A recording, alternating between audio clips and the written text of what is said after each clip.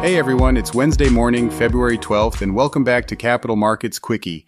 I'm your host, Endrit Cela, here to break down yesterday's market action in just 2 minutes. Let's get started. Before we dive in, a quick note. Today's episode is sponsored by AMF Capital, Asset Management Frankfurt. For tailored investment solutions and top-quality mutual funds, visit amf-capital.de. So, the market was a bit all over the place yesterday. The Dow Jones edged up about 0.3%, the Standard & Poor's 500 barely moved, and the Nasdaq slipped about 0.4% as investors weighed new tariff policies and waited for key inflation data. The big story? More trade moves from Trump. He officially imposed 25% tariffs on all steel and aluminum imports, starting March 12th.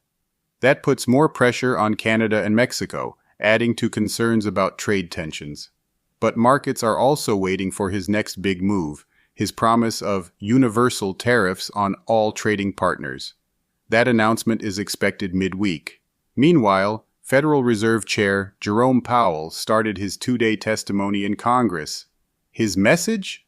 The Fed is in no rush to adjust interest rates.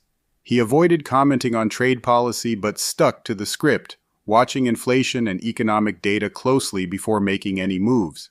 Speaking of inflation, that's the next major focus for markets. The Consumer Price Index report comes out today, followed by the wholesale inflation report on Thursday. With inflation staying stubbornly high, investors will be looking for any sign that price pressures are easing, and what that might mean for future rate cuts. That's your quick market recap. Thanks for tuning in to Capital Markets Quickie. I'm Endrit Cela, and I'll see you back here tomorrow.